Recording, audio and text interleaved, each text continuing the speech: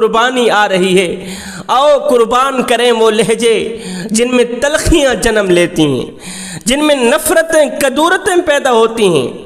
10 ذی الحج کو آپ کس چیز کی قربانی دے رہے ہیں؟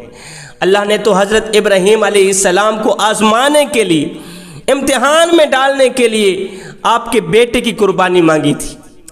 اللہ دیکھنا چاہتا تھا، دیکھوں تو صحیح کہ میرے ابراہیم کے دل میں کسی اور کی محبت تو نہیں ہے، اور بیٹے کی محبت تو غالب نہیں ہو گئی، حالانکہ میرا اللہ جانتا ہے کہ اس دل میں محبت ہے تو صرف میری ہے، لیکن میرا اللہ مجھے اور آپ کو دکھانا چاہتا ہے۔ پھر حضرت ابراہیم علیہ السلام نے اللہ کو راضی کرنے کے لیے بیٹے کی گردن پر چھری پھیر کے یہ ثابت کر دیا، مالک دیکھ، اس دل میں محبت ہے تو صرف تیری ہے، اس دل میں محبت رہے گی تو صرف تیری رہے گی۔ جوانوں خدارا، محبت میں بھی خالص بن جاؤ، پیار میں، عشق میں، معرفت الہی میں بھی خالص بن جاؤ۔ حضرت رابعہ بصری کی میں بات کرتا ہوں۔ حضرت رابعہ بصری کہیں جا رہی تھی، آگے ایک نوجوان آ رہا تھا۔ نوجوان نے کہا، رابعہ بصری میں تجھ سے محبت کر بیٹھا ہوں، تجھ سے عشق کر بیٹھا ہوں، لہذا میں تجھ سے شادی کرنا چاہتا ہوں۔ رابعہ بصری نے کہا، او نادان، اب تو مجھ سے عشق کر بیٹھا ہے، محبت کر بیٹھا ہے، نوبت یہاں تک آن پہنچی ہے کہ تو مجھ سے شادی بھی کرنا چاہتا ہے؟ کہا جی ہاں۔ رابعہ بصری نے کہا، اس طرح کر، میری ایک بہن ہے جو مجھ سے کہیں زیادہ خوبصورت ہے، اللہ نے اسے بڑے ہی حسن سے نواز رکھا ہے، اس طرح کر تو اسی سے شادی کر لے۔ اس نوجوان نے کہا، وہ تیری بہن کہاں ہے؟ رابعہ بصری نے کہا، وہ تیرے پیچھے کھڑی۔ اس نوجوان نے یک لس مڑ کر پیچھے دیکھا تو رابعہ بصری نے اس کے منہ پر ایک تماچا مارا، تھپڑ مار کر بولی، او بدبخت، محبت رابعہ بصری سے کرتا ہے، تکتا غیروں کو ہے، اور عشق رابعہ بصری سے کرتا ہے، تکتا غیروں کو ہے۔ ابھی ہو گیا ہے تیری محبت کا امتحان۔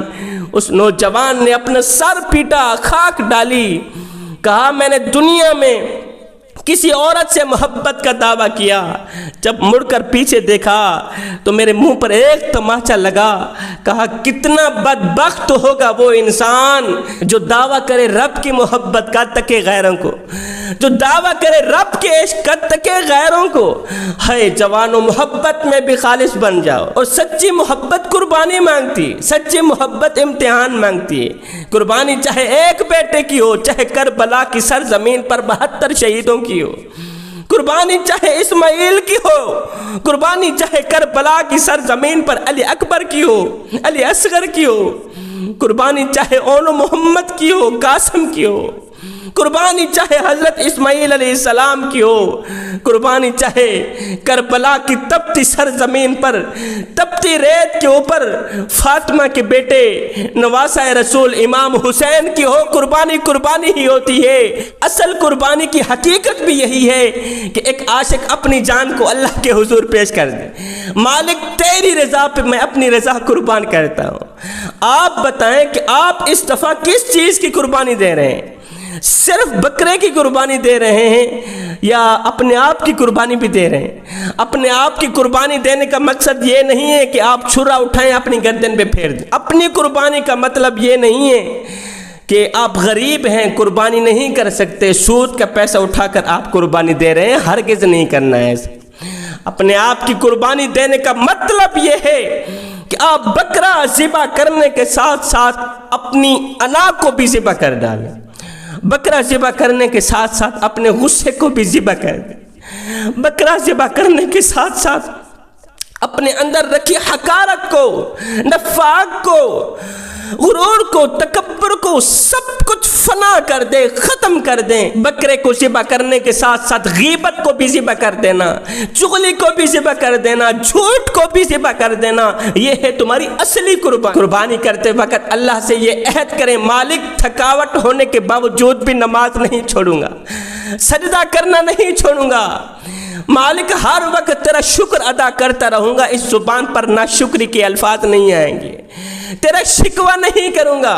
مالک آج تیری محبت کی خاطر، تیری محبت کو پانے کی خاطر میں اس چیز کی بھی قربانی دوں گا جو میرے نفس پر بھاری ہے، جو مجھے مومن بننے سے روکتی ہے، جو مجھے نماز پڑھنے سے روکتی ہے، جو مجھے حق سچ بولنے سے روکتی ہے، میں اس چیز کو بھی ذبح کر رہا ہوں۔ آئیں عہد کریں کہ اس عید پر ہم انا جیسے جانور کو بھی ذبح کریں گے، جس کی وجہ سے ہماری تمام عبادات دھندلا جاتی ہے۔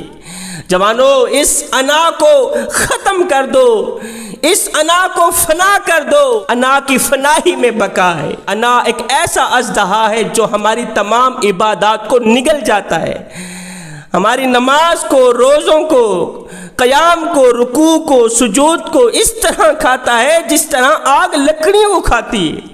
انا ہماری نیکیوں کو اس طرح کھاتا ہے جس طرح آگ لکڑیوں کو کھاتی ہے۔ خدارا، جانور ذبح کرنے کے ساتھ ساتھ انا جیسے جانور کو بھی ذبح کر دینا۔ میرے کریم نبی کہیں جا رہے تھے، میرے نبی نے دیکھا ایک شخص نے بکری کو زمین پر لٹایا ہوا تھا، بندھا ہوا تھا، اس کے پیر کے اوپر اپنا پیر رکھ کے چھری تیز کر رہا تھا۔ میرے نبی نے دیکھا، فرمایا میاں تو اسے دو موتیں کیوں دینا چاہتا ہے؟ ایک تو اسے ذبح کر رہا ہے، دوسرا تو اس کی آنکھوں کے سامنے چھری تیز کر رہا ہے، اور تو اسے اتنی اذیت کیوں دے رہا ہے، اتنی تکلیف کیوں دے رہا ہے؟ میرے نبی نے فرمایا جانوروں کے سامنے چھریاں تیز نہ کیا کرو، اس سے جانوروں کو تکلیف ہوتی ہے۔ فرمایا ذبح کرنے والے جانور کے سامنے چھری تیز نہ کرنا، پہلے سے ہی بندوبست کر لینا۔ پھر میرے نبی نے فرمایا ماں کے سامنے بکرے کو ہرگز ذبح نہ کرنا، بکری کے سامنے بکرے کو ہرگز ذبح نہ کرنا، اس سے بکری کو تکلیف ہوگی، اسے دکھ ہوگا۔ مجھے بتاؤ تو صحیح، جو نبی جانوروں کی تکلیف نہیں سہتے وہ اپنے ہر ایک امتی کی تکلیف کیسے سہیں گے؟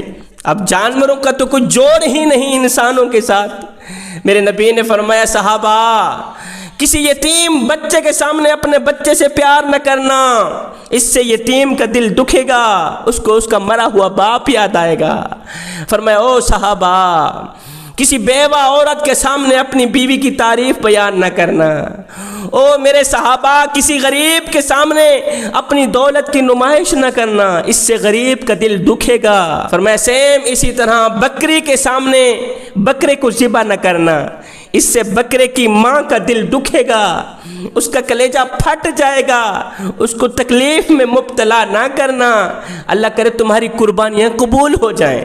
یاد رہے قربانی واجب ہے اور نماز فرض ہے۔ قربانی کا بہت زیادہ دھیان رکھنے والا، لاکھوں کروڑوں کا بکرا ذبح کرنے والا اگر نمازی نہیں ہے تو اس کا مطلب یہ ہے کہ کروڑوں کا جانور ذبح کر کے اس نے کوئی کمال کا کام نہیں کیا۔ انسان چاہے جتنی بھی ترقی کر لے یا خود کو چاہے جتنا بھی عقل مند سمجھ لے، ڈاکٹر بن جائے، انجینئر بن جائے، تعلیم یافتہ بن جائے، عقل مند بن جائے، اگر وہ نماز نہیں پڑھتا تو وہ دنیا کا سب سے بڑا بے وقوف ترین انسان ہے۔ تو میں دعا کرتا ہوں مالک ہمیں نیک نیتی کے ساتھ ساتھ قربانی کرنے کی توفیق عطا فرما۔